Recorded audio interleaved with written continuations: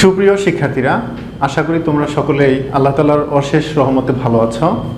আমিও ভালো আছি। যথারীতি তোমাদের এই অনলাইন ক্লাসে হাজির হয়েছি। আমি সোহেল রানা। তোমরা ইতিপূর্বে আমার 3টি ক্লাস দেখেছো। 3টি ক্লাসে আমি জেন্ডার নিয়ে আলোচনা করছি কিছু কিছু করে। সেই ধারাবাহিকতায় আজকে আরও 2টি ম্যাসকুলিন জেন্ডার থেকে ফেমিনিন জেন্ডারে পরিবর্তন করার নিয়ম এই ক্লাসে আলোচনা করব। তো ভালোভাবে পড়তে বসো আর আমার কথাগুলো শোনো, ওকে? আজকে আমরা যে 2টি নিয়ম আলোচনা করব খুবই ছোট, এক্সাম্পল কম রয়েছে। সেই 2টি নিয়ম, এর মধ্যে প্রথমটি হলো বিদেশি ভাষা থেকে আসা ম্যাসকুলিন নাউনের শেষে এ, একটু ভালো করে খেয়াল করো, এ TRIX ট্রেক্স INE এগুলো যুক্ত করে উক্ত ম্যাসকুলিন নাউনকে ফেমিনিন নাউনে পরিবর্তন করা যায়। এটা কিন্তু অবশ্যই খেয়াল রাখবে। এগুলো যুক্ত করব কখন? যখন ম্যাসকুলিন নাউনটি বিদেশি ভাষা থেকে এসেছে। এরকম বিদেশি ভাষা থেকে আসা নাউনের শেষে আমরা কি করব? এগুলো যুক্ত করে সেটার ফেমিনিন জেন্ডার করব। এক্সাম্পল হিসেবে একটু খেয়াল করো, অ্যাডমিনিস্ট্রেটর। অ্যাডমিনিস্ট্রেটর এটা কিন্তু ইংরেজি শব্দ নয়, এটা বিদেশি ভাষা থেকে ইংরেজি ভাষায় এসেছে। যার কারণে এই অ্যাডমিনিস্ট্রেটর এটার শেষে আমরা কি যুক্ত করব? TRIX, একটু খেয়াল করো, এবং এই ওটা কিন্তু বাদ দিয়ে দিব। তাহলে অ্যাডমিনিস্ট্রেটরের ফেমিনিন জেন্ডার হলো অ্যাডমিনিস্ট্রেট্রিক্স। অ্যাডমিনিস্ট্রেটর শব্দটির অর্থ হলো প্রশাসক, যিনি শাসন করেন। অ্যাডমিনিস্ট্রেট্রিক্স প্রশাসিকা, মানে মহিলা শাসক, ওকে? ডন মহাশয়, এটাও ইংরেজি ভাষার শব্দ নয়, এটাও বিদেশি ভাষা থেকে ইংরেজি ভাষায় অনুপ্রবেশ করেছে এই শব্দটি। তাই এই ডনকে যদি আমরা ফেমিনিন জেন্ডারে পরিবর্তন করতে চাই তাহলে আমরা যুক্ত করব শুধুমাত্র এ, ডোনা।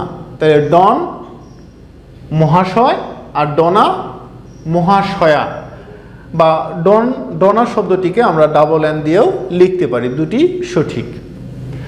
তারপরের এক্সাম্পলটি হলো হিরো। হিরো মানে বীর। হিরো শব্দটিও কিন্তু ইংরেজি ভাষার শব্দ নয়, এটা অন্য ভাষা থেকে ইংরেজি ভাষায় এসেছে, তাই এটা বিদেশি ভাষা থেকে আসা শব্দ। সো এটার ফেমিনিন জেন্ডার করার জন্য আমরা কি যুক্ত করবো? এখানে INE শেষে যুক্ত করে দেব, INE, হিরোইন।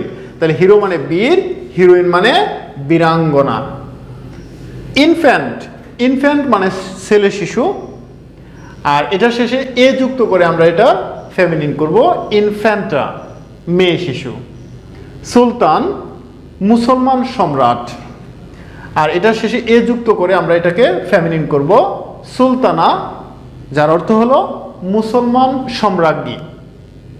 তাহলে খেয়াল করো, এখানে ম্যাসকুলিন জেন্ডারে যে নাউনগুলো রয়েছে সেগুলো সবগুলোই কিন্তু বিদেশি ভাষা থেকে আসা শব্দ। এজন্য এগুলোর শেষে আমরা কখনো এ, কখনো TRIX, কখনো INE এগুলো যুক্ত করে এগুলোকে ফেমিনিন জেন্ডারে পরিবর্তন করেছি। আমি আরেকবার একটু পড়ে দিচ্ছি। অ্যাডমিনিস্ট্রেটর, অ্যাডমিনিস্ট্রেট্রিক্স, ডন, ডোনা, হিরো, হিরোইন, ইনফ্যান্ট, ইনফ্যান্টা, সুলতান, সুলতানা। আশা করি এই নিয়মটি খুবই ভালোভাবে বুঝতে পেরেছো এবং তোমরা বাসায় গিয়ে এই নিয়মটি মুখস্থ করে এক্সাম্পলগুলো অবশ্যই সবসময় মুখস্থ রাখবে। 6 নম্বর নিয়মটিতে চলে যাচ্ছি। 6 নম্বর নিয়মটি হলো কম্পাউন্ড নাউন, কম্পাউন্ড ম্যাসকুলিন নাউনের ম্যাসকুলিন অংশটির ফেমিনিন ব্যবহার করে আমরা ম্যাসকুলিন থেকে ফেমিনিনে রূপান্তর করতে পারি। এখন কম্পাউন্ড নাউনের একাধিক অংশ থাকে, সেই একাধিক অংশের মধ্যে যে অংশটা ম্যাসকুলিন অংশ, যে অংশটা ম্যাসকুলিন অংশ, সেই অংশটার ফেমিনিন করে দেব, আর বাকি অংশটা ঠিক থাকবে। এক্সাম্পল খেয়াল করো, বেগার ম্যান।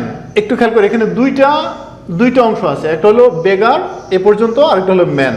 সুতরাং এটা কি? কম্পাউন্ড ম্যাসকুলিন নাউন, এটা মানে ভিখারি, পুরুষ ভিখারি, বেগার ম্যান। তো এখানে ম্যান শব্দটা এটা ম্যাসকুলিন অংশ, এই অংশটার ফেমিনিন করে আমরা এটাকে সম্পূর্ণটাকেই ফেমিনিন জেন্ডারে রূপান্তর করতে পারি। তাহলে ম্যানের ম্যাসকুলিন জেন্ডার তো আমরা শুরুর দিকে শিখেছি, সেটা কি জানো? উইমেন। ওকে, তাহলে বেগার ম্যানের ফেমিনিন কি হবে? বেগার উইমেন। এখানে প্রিন্টিং একটু মিস্টেক হয়েছে, সেটা হলো MEN হবে না, যেহেতু এটা সিঙ্গুলার, এটাও সিঙ্গুলার হবে, অর্থাৎ বেগার উইম্যান, MAN, এখানে MEN এসেছে, এটা কম্পোজজনিত ভুল হয়েছে। তো তোমরা এটা এভাবে পড়বে, বেগার ম্যান, আর এখানে হবে বেগার উইম্যান, MAN। ওকে, আচ্ছা, নেক্সট এক্সাম্পল খেয়াল করো, brother in law. Brother in law মানে শ্যালক। এই যে কম্পাউন্ড নাউনটি রয়েছে এখানে খেয়াল করো, ব্রাদার ইন ল, তিনটে অংশ, তিনটে অংশের মধ্যে এই ব্রাদার শব্দটি হলো ম্যাসকুলিন অংশ। তো এই ব্রাদার শব্দটি এটার ফেমিনিন ব্যবহার করলেই এটা কি হয়ে যাবে? ফেমিনিন জেন্ডারে রূপান্তর হয়ে যাবে। তো ব্রাদারের ফেমিনিন জেন্ডার তো আমরা সবাই জানি সিস্টার। তাহলে ব্রাদার ইন ল এটার ফেমিনিন জেন্ডার হবে সিস্টার ইন ল। খেয়াল করো, ব্রাদার এই অংশটার ফেমিনিন করে দিয়েছি সিস্টার। তাহলে ব্রাদার ইন ল মানে শ্যালক বা ভগ্নিপতি, আর সিস্টার ইন ল মানে শ্যালিকা। আচ্ছা, ফাদার ইন ল, একটু খেয়াল করো, ফাদার ইন ল মানে শ্বশুর। এখানে এই কম্পাউন্ড নাউনের ম্যাসকুলিন অংশ হলো ফাদার, আর ফাদারের ফেমিনিন আমরা জানি মাদার। তাহলে মাদার ইন ল, অর্থাৎ ফাদার ইন ল শ্বশুরের, এটার ফেমিনিন জেন্ডার হবে mother in law. Step son, সৎ ছেলে, অর্থাৎ স্টেপ সান, এখানে এই কম্পাউন্ড নাউনের ম্যাসকুলিন অংশটা হলো সান, এই অংশটা হলো ম্যাসকুলিন অংশ। তাহলে এটাকে সানকে আমরা যদি ফেমিনিন করে দিই তাহলে কিন্তু স্টেপ সানের ফেমিনিন জেন্ডার রূপান্তর হয়ে যাবে। তাহলে স্টেপ সান, সানকে আমরা কি করব? ডটার করে দিব, কারণ সানের ফেমিনিন জেন্ডার হলো ডটার। তাহলে স্টেপ সান সৎ ছেলে, এটার ফেমিনিন জেন্ডার কি হবে? Step daughter. ওকে, পিকক ময়ূর। পিকক এই কম্পাউন্ড নাউনটির ম্যাসকুলিন অংশ হলো কক। কক মানে আমরা জানি যে মুরগ, কক মানে মোরগ। বাট পিকক, এই ককের যদি আমরা ফেমিনিন জেন্ডার করি তাহলে পিকক এটার ফেমিনিন জেন্ডার হয়ে যাবে পিকক। তাহলে এটার ফেমিনিন জেন্ডার হবে পি হেন, ময়ূরী। মিল্কম্যান, খেয়াল করো, মিল্কম্যান মানে গোয়ালা। তাহলে মিল্কম্যান, এখানে দুইটা অংশ, একটা হলো মিল্ক আর একটা হলো ম্যান। তো ম্যান অংশটা হলো আমাদের কি? ম্যাসকুলিন অংশ। তাহলে ম্যানের ম্যাসকুলিন ফেমিনিন করে দিব, ম্যানের ফেমিনিন জেন্ডার কি? উইমেন। তাহলে মিল্কম্যানের ফেমিনিন জেন্ডার কি হবে? Milk women. তো আশা করি বুঝতে পেরেছ যে কিভাবে আমরা কম্পাউন্ড ম্যাসকুলিন নাউনের ফেমিনিন জেন্ডারে রূপান্তর করব। সেটা কি?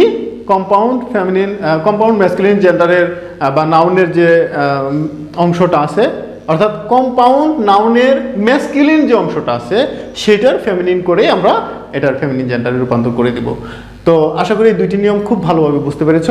আজকের ক্লাসটি এখানেই শেষ করছি। সবাই ভালো থাকবে, সুস্থ থাকবে। আল্লাহ হাফেজ।